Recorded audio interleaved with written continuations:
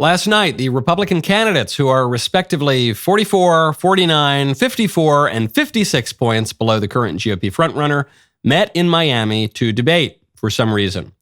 The guy who's 49 points behind the frontrunner had the most brilliant performance in that he gave the most thought-provoking and exciting answers. He had the highest highs, maybe he had the lowest lows too. The guy who was only 44 points behind the frontrunner, I think, had the best performance overall. He answered in a way that was impressive, yet still entirely mainstream.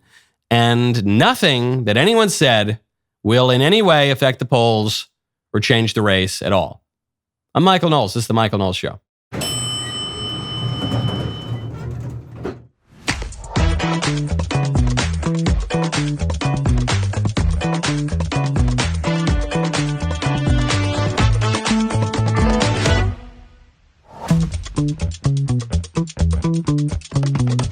Welcome back to the show. The big story that we'll get to in a little bit happens to be that personal story that I talked about yesterday. Mayflower Cigars. I'm not saying that yesterday was the greatest day of my life. It wasn't. Might have been top 5. It was almost certainly top 10. I had very high expectations for this cigar company that I'd been plotting out for about 15 years now. And you all, the customers who bought all those cigars, totally blew my expectations and the expectations of the cigar industry completely out of the water. So I know some of you are trying to get some now and are having trouble. We'll get to that in just a moment. First, though, we turn our attention to the GOP debate that I think very few people would have watched to begin with, because these things haven't seemed to be all that consequential. Even if you like the candidates, even if you're endorsing one of the candidates in the race who shows up to the debates, they haven't really moved the needle. And this debate was even worse in some ways, because the debate was hosted by NBC News, which is a liberal outlet. So you think, okay, why am I? It's inconsequential and it's being hosted by a liberal network. Okay, why? The debate started out fairly strong. Vivek Ramaswamy comes out swinging, as he often does, and he called on the chairman of the RNC to resign. We've become a party of losers at the end of the day. It was a cancer in the Republican establishment. Let's speak the truth. I mean, since Ronna McDaniel took over as chairwoman of the RNC in 2017, we have lost 2018, 2020, 2022, no red wave that never came. We got trounced last night in 2023. And I think that we have to have accountability in our party. For that matter, Ron, if you want to come on stage tonight, you want to look the GOP voters in the eye and tell them you resign, I will yield my time to you. And frankly, look, the people there cheering for losing in the Republican Party. Think about who's moderating this debate. This should be Tucker Carlson, Joe Rogan, and Elon Musk. We'd have 10 times the viewership, asking questions that GOP primary voters actually care about and bringing more people into our party. You think the Democrats, and we've got Kristen Welker here, do you think the Democrats would actually hire Greg Gutfeld to host a Democratic debate? They wouldn't do it. And so the fact of the matter is, Kristen, I'm going to use this time because this is actually about you in the media and the corrupt media establishment. Ask you, the Trump-Russia collusion hoax that you pushed on this network for years, was that real or was that Hillary Clinton made-up disinformation? Answer the question. Go. Oh, man. Vivek is pretty good at this. When I say he had the highest highs and potentially the lowest lows, I mean, he's the only one on stage who's really taking risks. So that was a big high. That one totally landed. He had a jibe at Nikki Haley that did not land. It was one of the lows of the debate. But at least the guy's taking risks. I think the points he was making in that opening are totally fair. He's making points about the Republican National Committee, how it's run. He's making points about how the debates are run. Why on earth are we hiring NBC to do the Republican debate? Totally crazy. And then he holds the NBC people accountable for the lies that they pushed for years. So starts out strong in that way. Then we go on to Tim Scott. Tim Scott, I thought, again, gave a safe performance. He's a nice guy. It probably won't move the polls. But he gave an answer that was really important that I haven't heard from other Republican candidates, and I'd like to hear more of it. He pointed out that the country is not just some liberal, vague, abstract hodgepodge of multiculturalism and freedom to have freedom and be free. But he said, no, actually, it's a Christian country. The truth of my life destroys the lies of the radical left. We need a president and a candidate who will actually help our base solidify and attract independent voters into our party. The Great Opportunity Party is now winning back African-American voters and Hispanic voters because we are working on a foundation based on faith. Our nation is facing some deep challenges. It is the loss of faith in this nation that is a part of the erosion that we're seeing every single day. It's restoring faith, restoring our Christian values that will help this nation once again become the city on the hill. When Ronald Reagan talked about the city on the hill, he was coming from Matthew 5. When President Lincoln talked about a house divided, that was Mark. Our founding documents speak to the importance of a faith foundation. You don't have to be a Christian for America to work for you, but America does not work without a faith-filled Judeo-Christian foundation. It's a Christian country. When he's saying, look, Lincoln, he's quoting the Gospels. Ronald Reagan, he's quoting Christian preachers, quoting the Gospels, going back all the way through the American tradition, invoking John Winthrop, governor of Massachusetts Bay Colony. This is a Christian country. And so the country is going to be Christian and survive and flourish, or we're going to stop being Christian and we'll just be a different country, and we're probably going to fail. But even if we succeeded by some measure, we would be a totally different country. The country only makes sense if you recognize that it has been from the very beginning and through all of our success, an explicitly Christian country. I love that. Thank you, Tim Scott. Thank you for saying what would have been considered obvious 20 years ago that now nobody wants to say, including the so-called conservatives.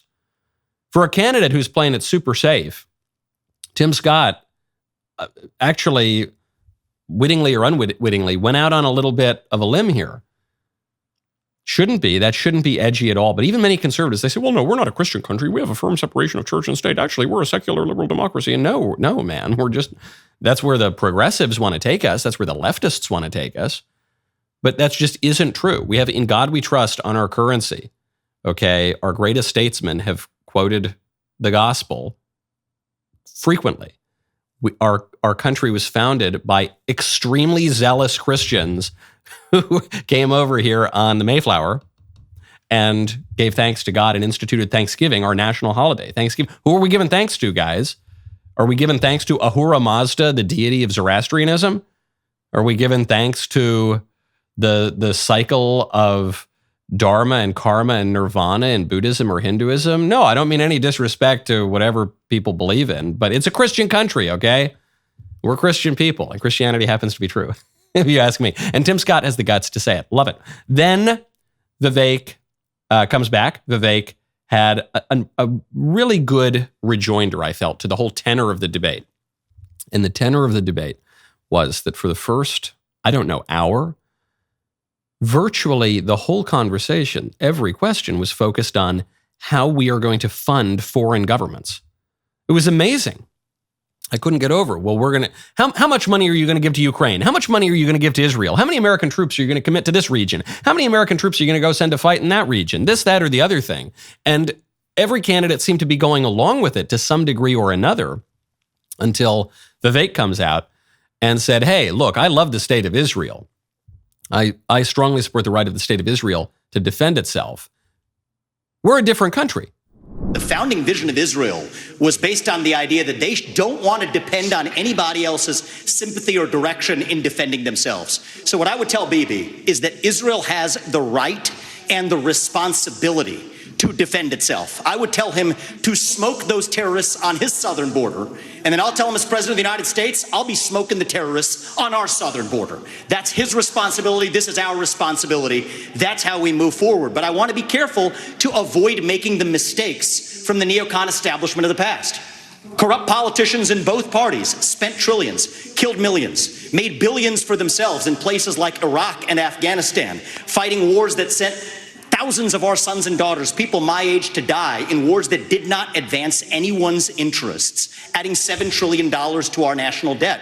You have the likes of Nikki Haley, who stepped down from her time at the UN. Bankrupt or in debt was her family.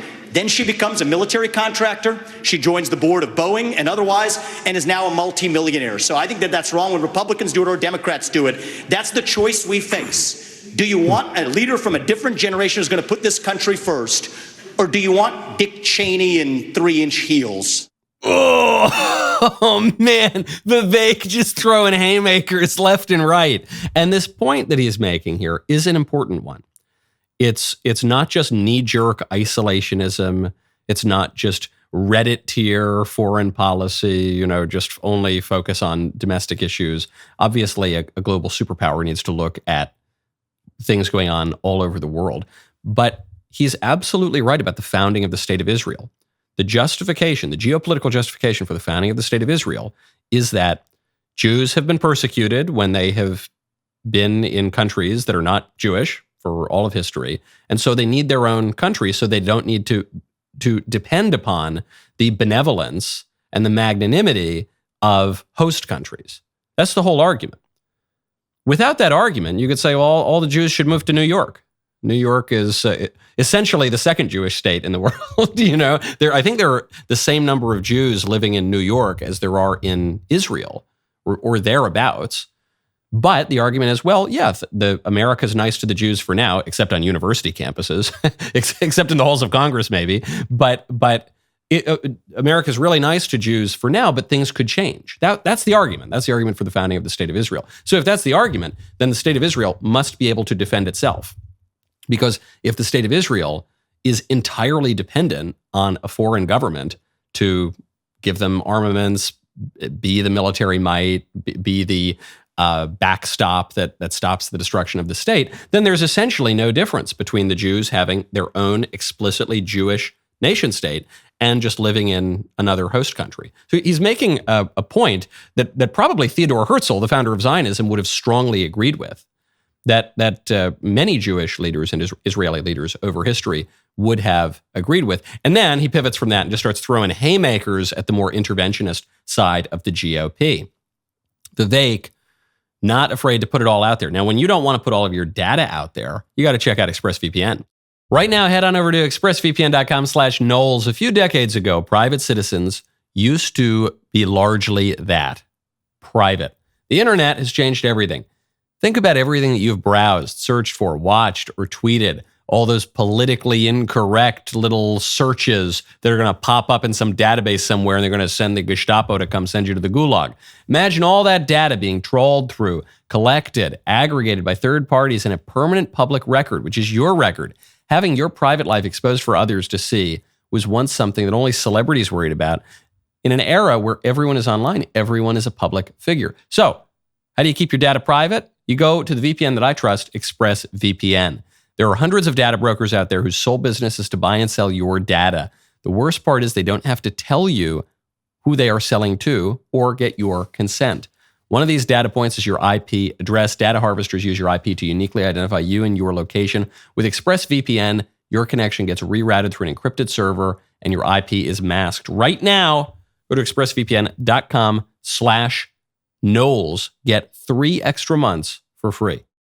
I promise I'll move on from this agonizing debate in just a moment. First, though, Ron DeSantis. So I told you, Vivek, he shined. He had these highs. He had this low where he went after Nikki Haley's 25-year-old daughter.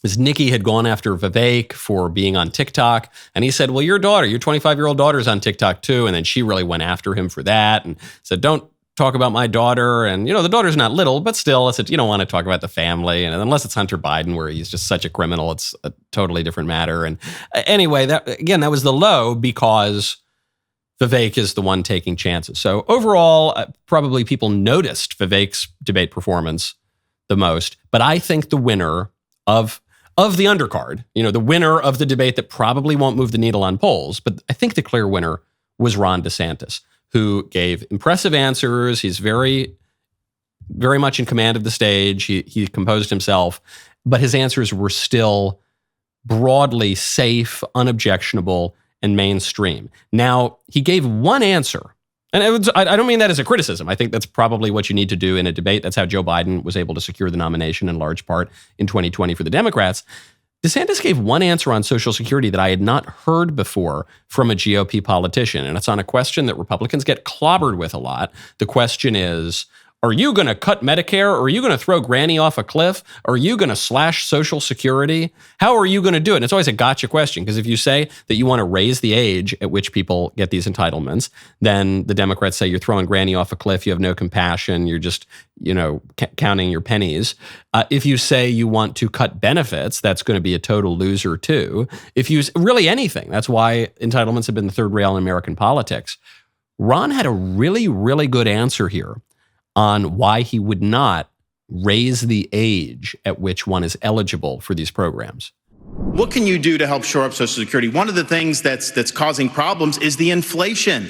We have to reduce inflation. When you have higher inflation, the seniors get a cost of living adjustment, which means the program's spending more, but it doesn't cover the increase in the actual inflation rate. We also do need to get to at least 3% growth. You're never going to be able to have issues, be able to solve the budget without that. But I would note this. Congress for decades took money from Social Security. Social Security would have more tax revenue that it put out. They would take it and then they'd write an IOU to Social Security. Congress has a lot of dirty hands on this. I'm going to force Congress to stop spending so much money. And one thing we have to do, we talk about the retirement age, is just something that's changed in the last 4 or 5 years.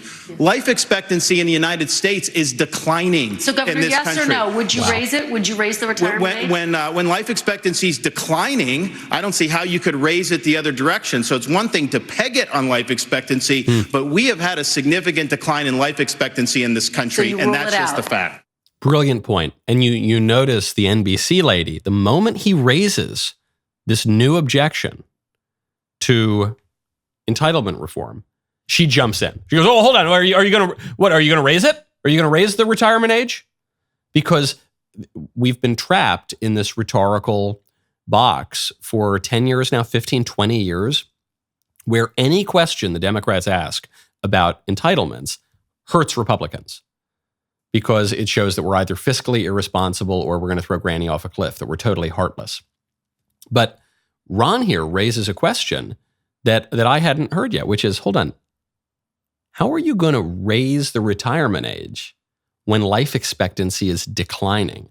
The whole idea of raising the retirement age is that life expectancy keeps getting higher and higher and higher. Well, when Social Security was founded in the early 20th century, the life expectancy was significantly lower than it is today. So we've got to catch up with the times and raise life expectancy because of how great things have been. No, actually, that was true for much of the 20th century.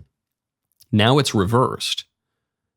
What a condemnation of the policies that have governed our country for the last century, that our life expectancy is declining.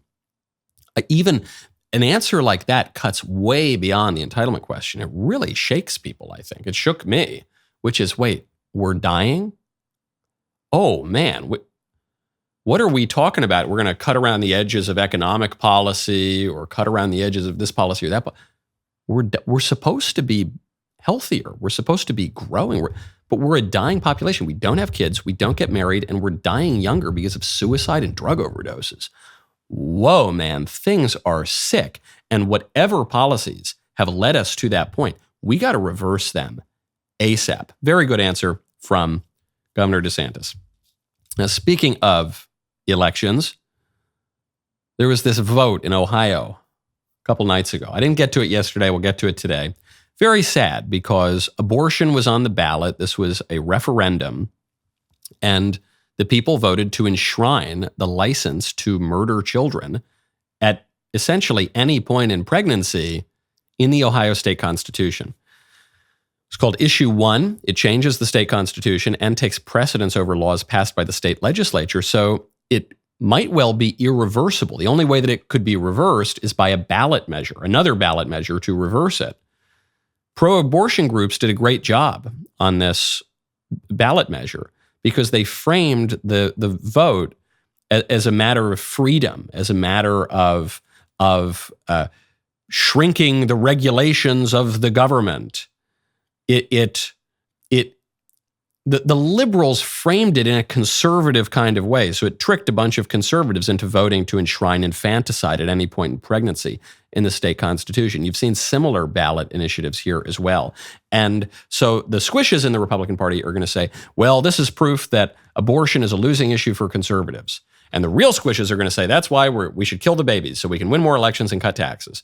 The less squishy people are going to say, well, even if it is a losing issue, obviously, if a country cares about anything at all, it should care about not sacrificing its babies to Moloch. This is a non-negotiable issue. It's human life. You're slaughtering the most innocent people in our country. I don't care how it polls on any given day. We're going to stand up for life, and we're going to stand up for the defenseless. But the more clever people in the Republican Party are saying, yeah, that's true. It's a very important issue. No, we're not going to squish on human life just because some ballot initiative passed. But people like DeSantis, people like Vivek, actually both pointed this out last night.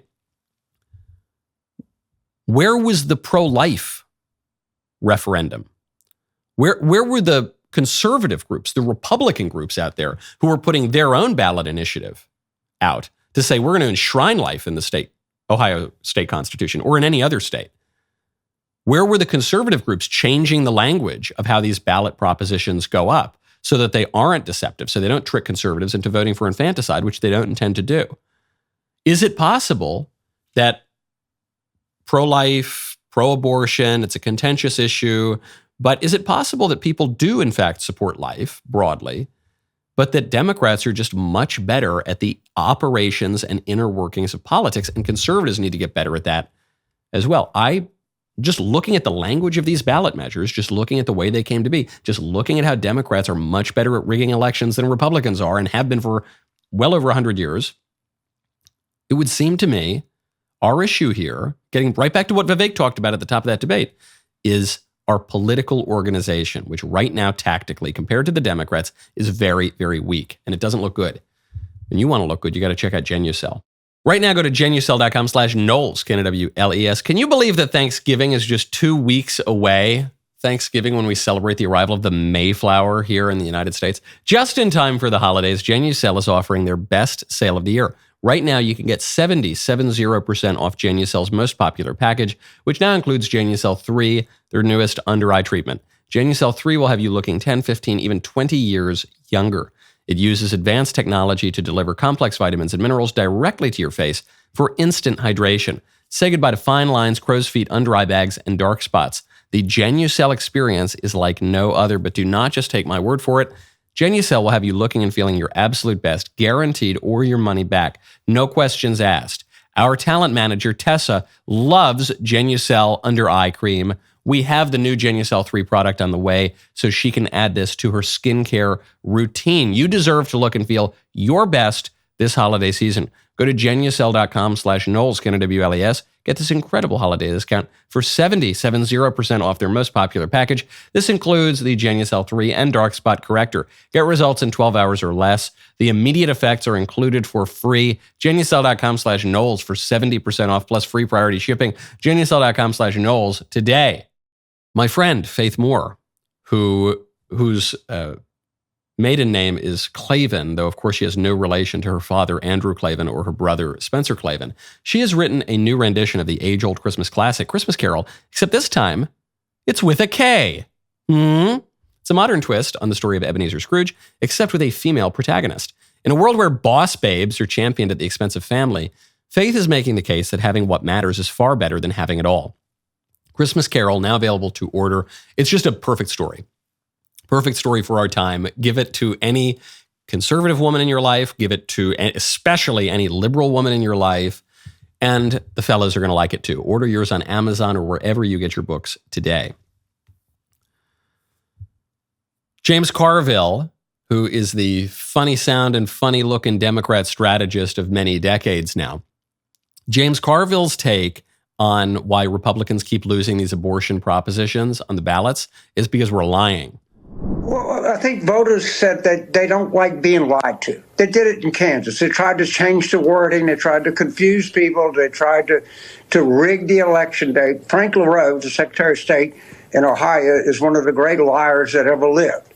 And people were fundamentally didn't want a 50-year right taken away from them. They particularly didn't want to have a rigged system against it. And backfired and it blew up in their face. They keep lying, all right? And they say, well, gee, Glenn Youngkin says, oh, my God, it's a 15-week ban. That's not what we're talking about. No one trusts them on this issue. Okay, so Carville, look, he's a Democrat talking point machine, and much of what he's saying is dishonest and hyperbolic and all the rest. But there is a kernel of truth here. The kernel of truth is that the conservative argument on abortion, the conservative desire, the conservative goal is not merely to leave the issue to the states. A lot of conservatives said it for many, many years. We just want to overrule Roe v. Wade so that we can restore our democracy and return the matter of whether or not we should sacrifice our children to Moloch to the states where the matter belongs. Yes, that's right. Look, some states are going to protect their innocent little babies, and some states are going to sacrifice them to Moloch in the most gruesome and painful ways. And look, whatever you choose is totally fine. We just support choice and freedom of choice and choice of freedom and states and democracy and procedure. All we really care about is procedure. We don't care about the substance at all. Keep your baby, kill your baby. We don't care. We just want you to have the choice. No, that is not my understanding of what a conservative believes about the protection of innocent life. We had to get Roe v. Wade overruled because it created a ridiculous, unconstitutional license to abortion. But now we need to ban it. We just got to ban it, man. It's really bad. It's bad to kill kids, and it doesn't help anybody, and it hurts a lot of people. Doesn't help the mothers who are exploited by the abortion industry. It leaves them with trauma for the rest of their lives, rightly so, because they killed their kids. And you can move past trauma and you can be forgiven and receive absolution, but the psychological effect of that sticks with people for a long time. It doesn't help even the abortionists who enrich themselves by slaughtering babies. It maybe pads their bank accounts with blood money, but it doesn't help their souls, and it leads them on the path to hell. And it leads our country on the path to hell, terrestrial and even after we all shake off this mortal coil.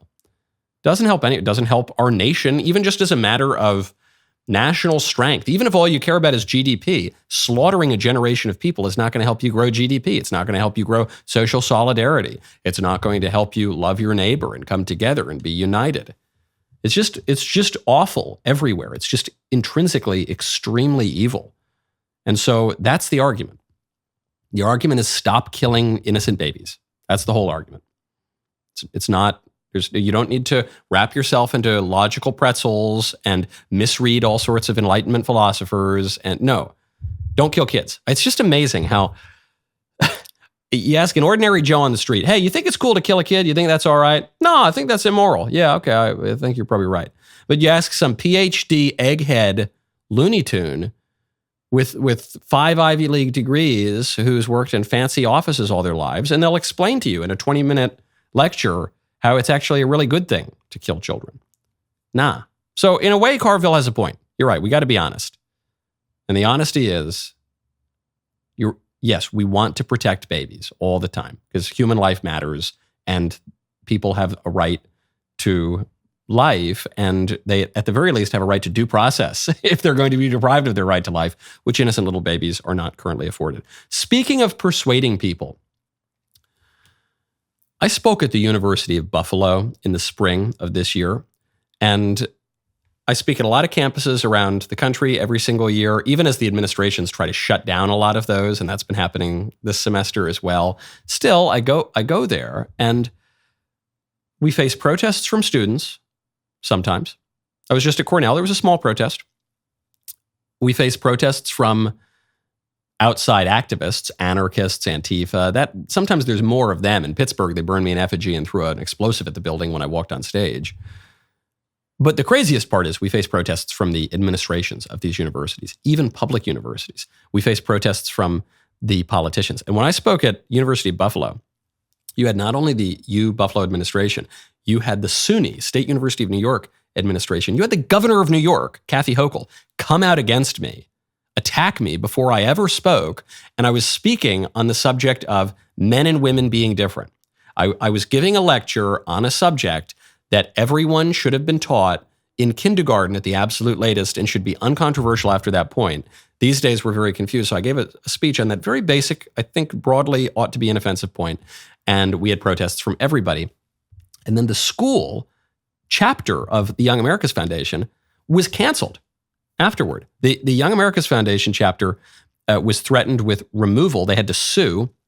YAF had to sue. The Alliance Defending Freedom had to sue. And now the student who brought me, Connor Ogrijak, testified before the House Judiciary Committee in front of Jim Jordan and other members of Congress. Imagine how far our country's fallen, that this young man had to testify before the United States Congress on why conservatives ought to be allowed to speak and learn at a public university in 2023.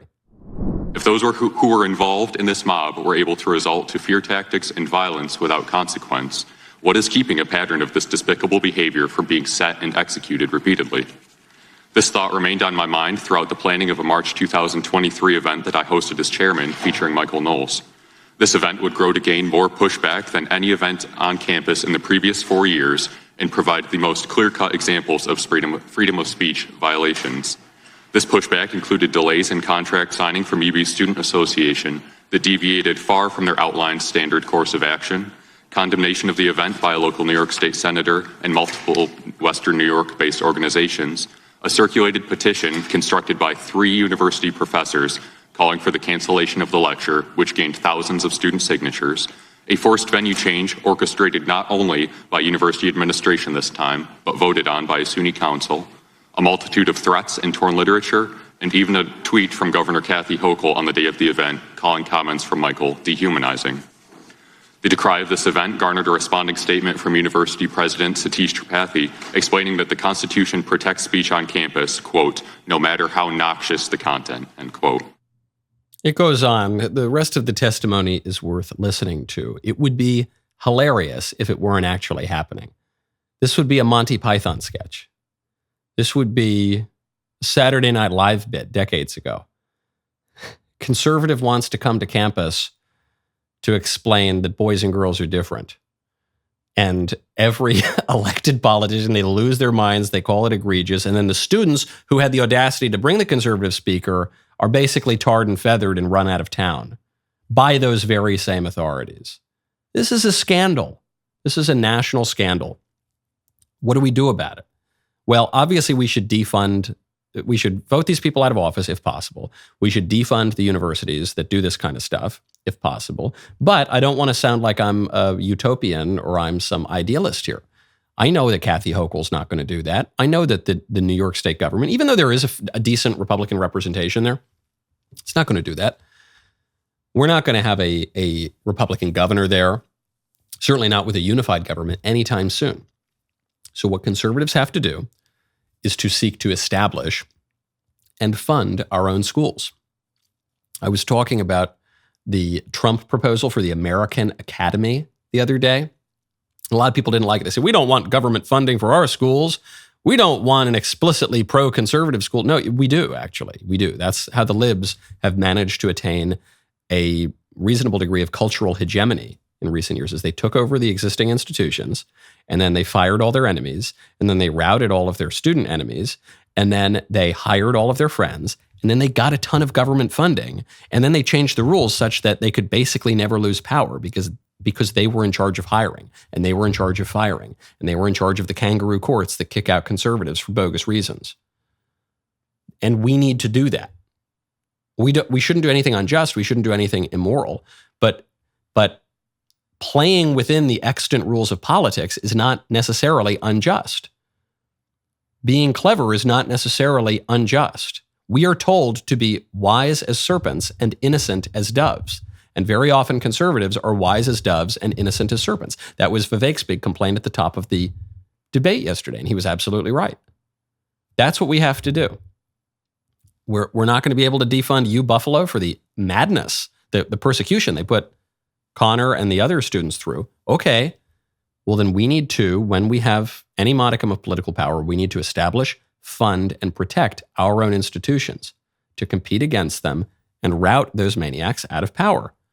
Now, speaking of building our own institutions, I mentioned earlier at the top of the show, Yesterday was pretty great, guys, because we launched a company that I first conceived of about 15 years ago, and it's called Mayflower Cigars. I've smoked cigars most of my life. They're very important to me. I wrote my college admissions essay about how much I love cigars.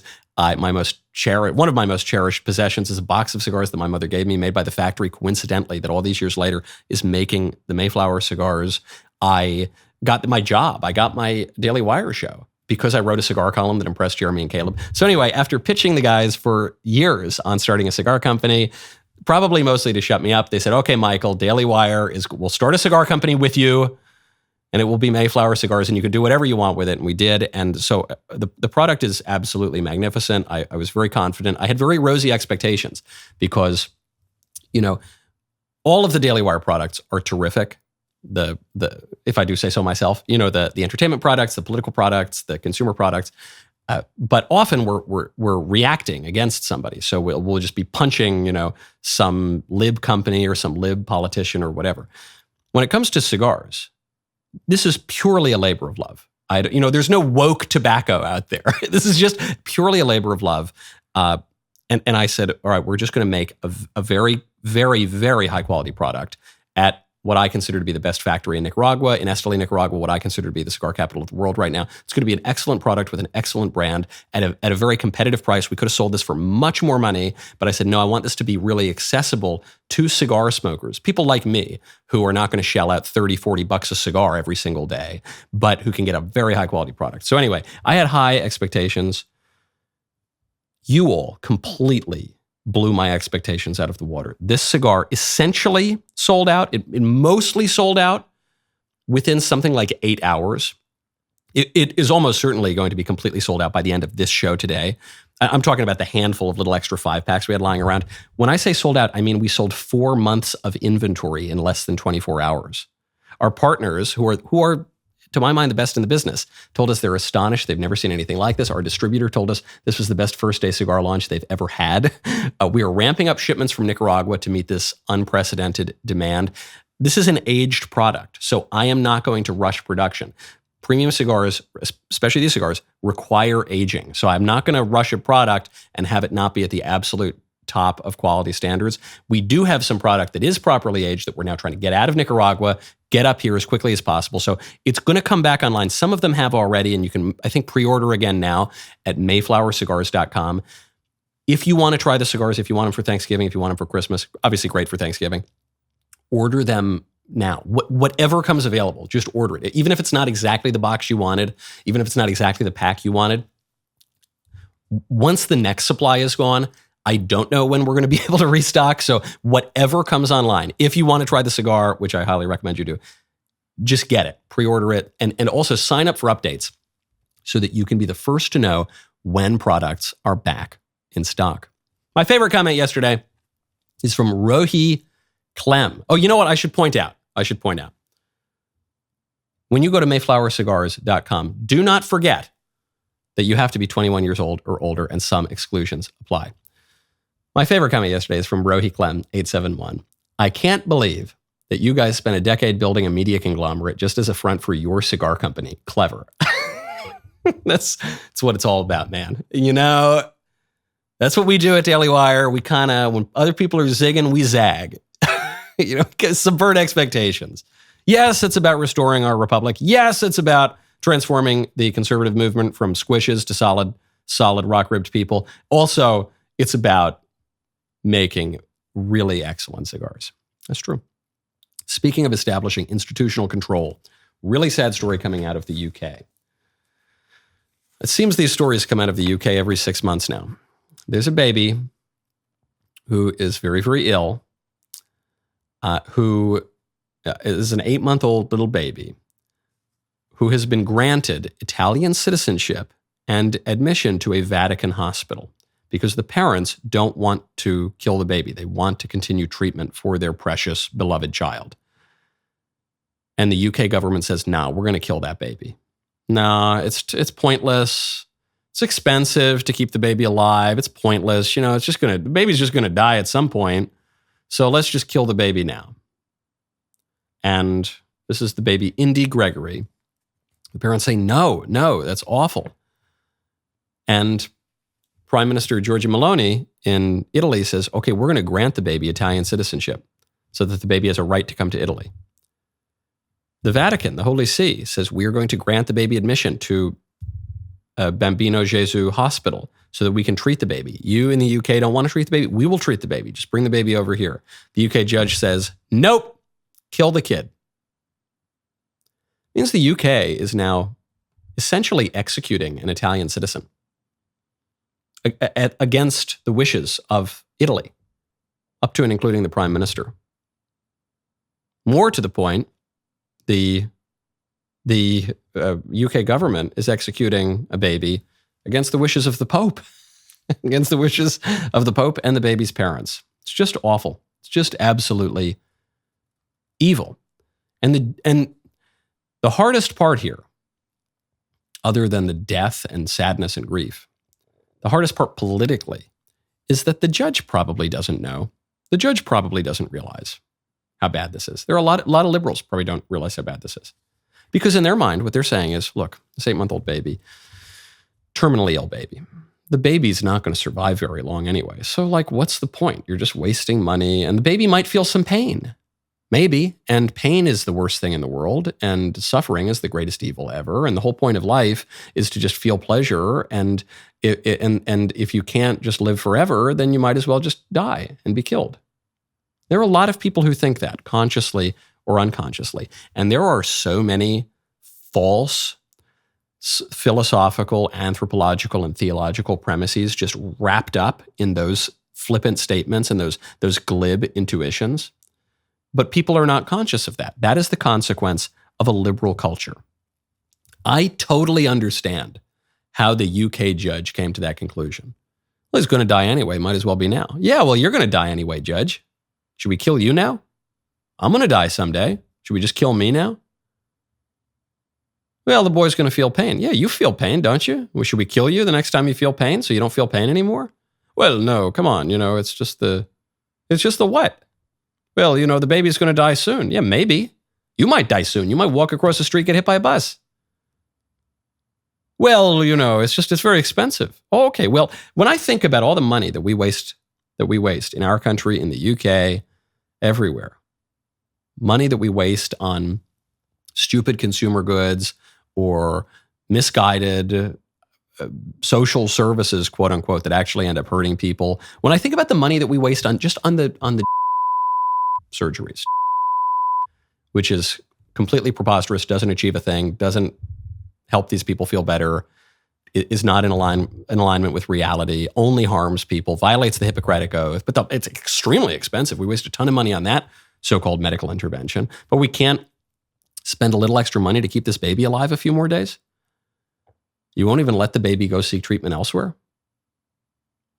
That's the consequence of a liberal religion, it's not a religion. Religion is a habit of virtue that inclines the will to give to God what he deserves.